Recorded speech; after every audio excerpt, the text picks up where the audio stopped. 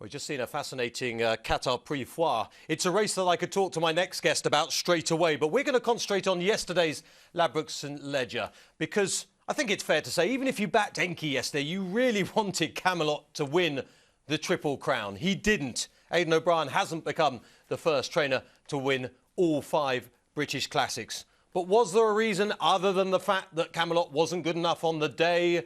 Tactics, times, the way the race was run? Was Camelot as good as he was in the 2000 Guineas and the Derby? One man who knows all that kind of thing and can talk to us very much about the sectionals in the race is James Willoughby, who is an absolute guru, of course, the former top writer at the Racing Post. He's on the telephone right now. Good afternoon, James. Hello, Matt. How are you? Absolutely buzzing and still sort of emotionally disturbed, I think is the word, after yesterday's big race. To start with, James, I'm going to play in or roll in the race from the home turn. We should just remind everyone at home that, of course, there is a sort of 5-6 second delay between us speaking and you seeing the race on your TV screen if you're in front of one.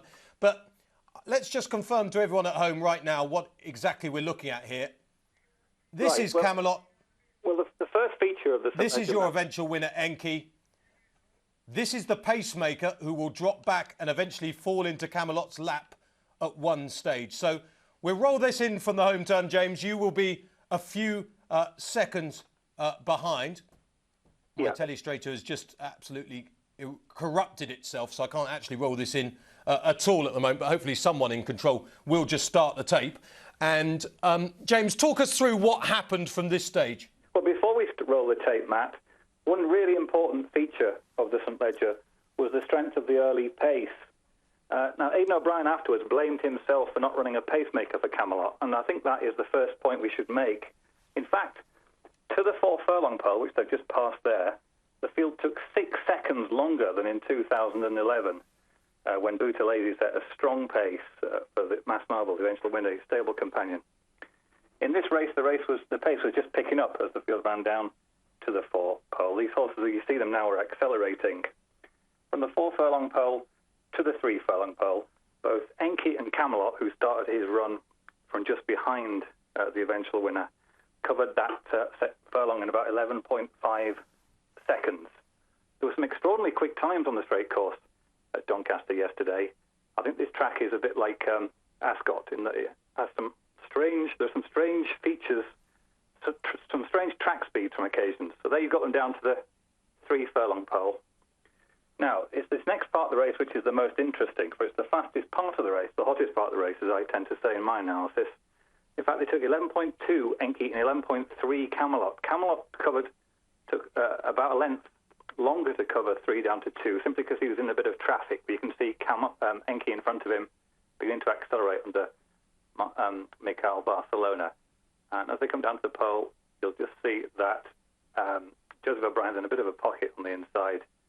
And in a staying race, this can be quite important because horses tend to tire quite dramatically in races over all distances, but this can be particularly true in staying races. And so momentum is quite an important consideration. Here, Camelot was caught a bit on his heels. And even though he was travelling more smoothly than Enki, Enki is now at full tilt. And he accelerated from 4 to 3 and then 3 down to 2. Now, as he surges away here, this is 2 down to 1. He's no longer accelerating. He's starting to get tired, even though he's opening a gap. Gaps open biggest in horse races when horses start to get tired. Ironically, commentators tend to ascribe it to horses quickening at that point. But when all horses are quickening, the differences between good horses and bad horses is at its smallest. It's only when horses get tired that horses like Enki can open a gap here. And so the field got tired down to the 1 pole. There you can see Enki covered the 2 down to 1, about a length and a half quicker than Camelot, and that proved to be a vital gap. But Camelot in the last furlong got back that length and a half, but of course, having started his run from behind the winner, wasn't able to close down. So in totality, the final 4 furlongs of 47.8 seconds were really quick for the St Leger and indicative of this slow early pace, quick finish. And you just see as they come down to the line here that it appears to the novice viewer who might react phonetically with a knee-jerk that Camelot was just merely an unlucky loser and there's no more to it than if his run had started sooner he would have won.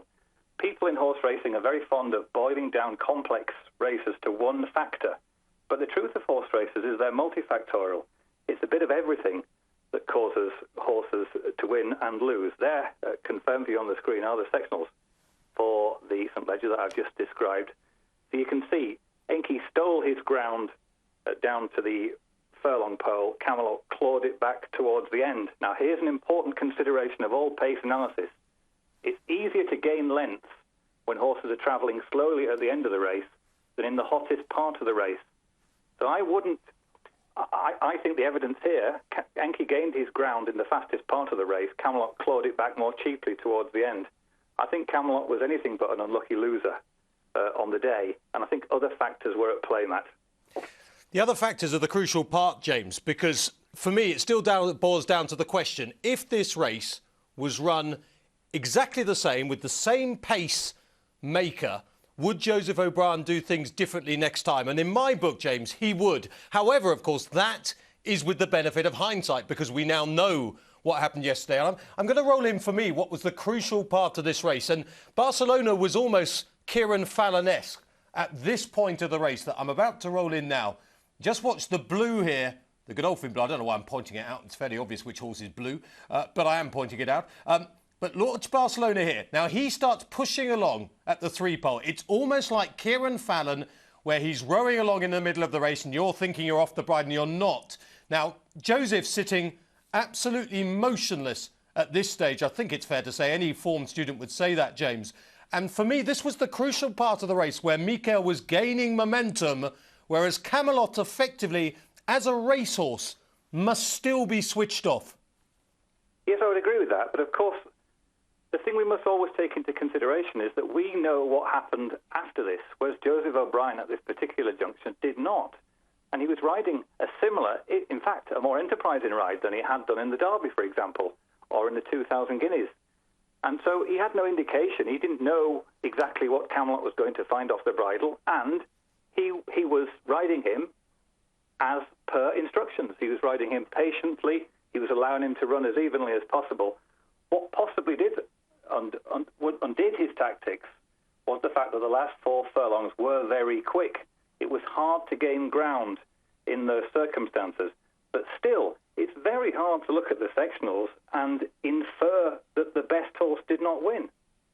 Do you think there's a chance, James, that Ballydor, who were talking up the speed of Camelot once again, and it's not the first time, we know why this happens in many ways due to the breeding of the horse in the future, etc. But they were talking. Do you think they almost fooled themselves that Camelot had this lightning turn of foot, which most of us who'd watched him had never seen any of it? He didn't have a lightning turn of foot in the Guineas. He didn't have a lightning turn of foot in the Derby, as far as I'm aware, James. You may have seen them differently to me, but. Do you think they've almost fooled themselves that all they needed to do was cruise up and win? No, I don't, because how would that have played out in Joseph O'Brien's ride? He didn't sit absolutely last. He was only a length behind the winner, 4 furlongs out. He may have, as I say, got caught on heels a little bit, but I think he rode the horse more aggressively than he had done in the Derby and in the 2,000 Guineas. I think it's simply that Camelot didn't produce the response that it was pretty routine for Joseph O'Brien to expect. And I think that's what caused the visual impression at the end of the race, that the horse was unlucky. He wasn't. James, what about off the bridle Camelot? I mean, he came very quickly off the bridle to being basically 1 minute he's cruising. He's just about cruising, as I've got it just frozen here, although I'll just go back a couple of strides. Let's go back to here, where he just gets hampered. So let's go back on the TV screen. Camelot here. He's just about to be up the backside of Enker and get pulled out. He goes very quickly, Joseph, here, from looking like he's going to pick up Enki just as if he wants, to proving a little one-paced. James, what did you make of the horse's head carriage? If I just pause it here, and it's a little bit unfair because I paused it just to the point where it's almost exaggerated, but the head carriage of Camelot, was it a little bit high? Did you think he maybe wasn't the easiest? Yes, these are more subjective factors. I try to stick with the objective in interpreting races. But yes, I think you make a decent point. I think if you look at the head-on, he hung left a little bit as well, or edged left a little bit. And his tail carriage and head carriage were slightly quirky. typical for the breed. And we, on other occasions, if he'd won, no one would have been remarking on these things. So James, are we basically saying that it's a mixture of the tactics with the benefit of hindsight weren't correct, i.e. there should have been more pacemakers in there for Ballydoyle to set a stronger gallop, and added to that, basically the horse wasn't as good on the day as it had been in the Derby, although I suppose you could argue he beat Main Sequence by about the same distance, but... There's hardly ever one answer, that's the thing. Right. And even then, we don't actually know exactly what Camelot's physique was. We don't have any biological measures of his response to pressure. And one thing we must always forget, that we often forget, is that Enki has a spectacular staying pedigree. Dam Shawanda was the Irish Oaks and Vermeer winner. Look at the first 4 generations of his pedigree. It includes the following sires: Sindar, Darshan, Shirley Heights, Lashkari, and most ironically of all, of course, in his 4th generation, Nijinsky. This is a very stoutly bred horse who's getting better. Timeform of rated Enki 123, which I think is about the equivalent of 120 on the official scale. So not as good as Camelot, as the form Camelot showed in the Derby, and evidence to me that Camelot may not have been quite as good as in the Derby at Epsom when he ran in the Irish Derby. I think that race is open to a deal of interpretation, given how easy the runner-up Born to See is to beat. Everyone ascribed that to an unsuitably soft ground. I think the pattern of Camelot's form now is that he may have peaked in the Derby and he's steadily regressing. And